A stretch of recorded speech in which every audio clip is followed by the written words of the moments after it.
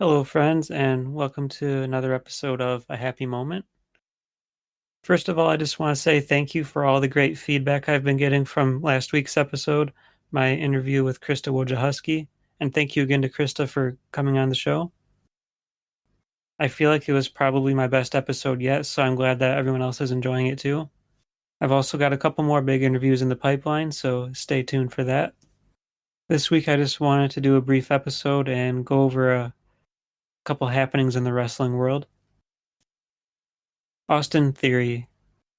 There's a guy who I've seen getting a lot of hate online, and most of what I'm reading seems to focus on 2 points. The first being that people can't stand him. He's obnoxious, he's annoying, arrogant, and that's kind of the point. The line between faces and heels in wrestling is so blurry sometimes that it's nice to see someone that's strictly one or the other, especially someone that's just straight up being a bad guy. Theory, he's not trying to do all this cool stuff to get over with the crowd. He just goes in there and makes people hate him, and I think he's doing a pretty good job at it. The other thing people seem to be taking an issue with is that he's being shoved down our throats. He's the chosen one, and that may be, but I'm fine with that. Roman Reigns and John Cena were shoved down our throats too, but those days are mostly long gone now, and no one even thinks about that anymore. Plus, the one thing that Theory has going for him is he's more talented than both of those guys. If you watched him when he was in NXT, then you know he has a good skill set in the ring. Obviously, he still has a lot of room to grow, but I think he's off to a good start. He's still pretty young, and I think he's got a bright future ahead of him. And if he's being shoved down our throats, then so be it.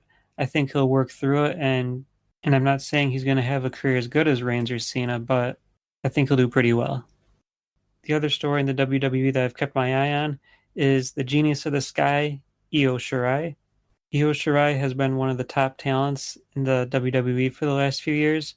Even though she never made the jump to the main roster, she's easily one of, if not the most talented workers they have right now. And rumor has it that her contract is expiring soon and she might not renew. Now, if that's the case, then I'm hoping she'll return to Japan and rejoin Stardom.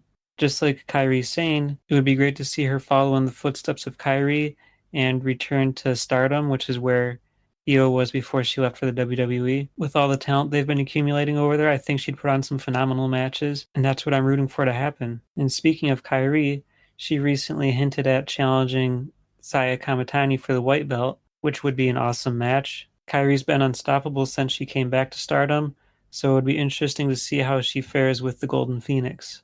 Also in Stardom, on June 26th, they held a couple cage matches on the same event. The first match was Tam Nakano taking on Natsupoi. The match was a lot slower paced than usual, but I really dug the ending with Nakano choking out Natsupoi on the top of the cage, then just discarding her like a sack of potatoes. Then in the main event, we had a 3-on-3 elimination match with Stars taking on Queen's Quest. That was another good match and was a lot of fun to watch. This was my first experience watching cage matches in Stardom, so it was a little confusing at first, getting used to the different rules than what we have over here in the US. For a singles cage match, it appeared that the only way you could attempt to escape the cage is after pinning your opponent. Only then could you make an attempt. However, that did not appear to be the case for the 3-on-3 match, in which they just attempted to get out of the cage whenever they could. There is one big difference I noticed in the cage matches versus what I'm used to in the WWE. In Stardom, I don't think you can win the match by climbing out the door.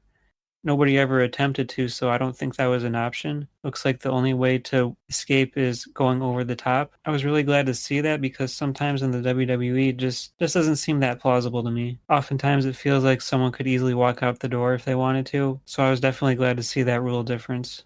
But that's all I've got today.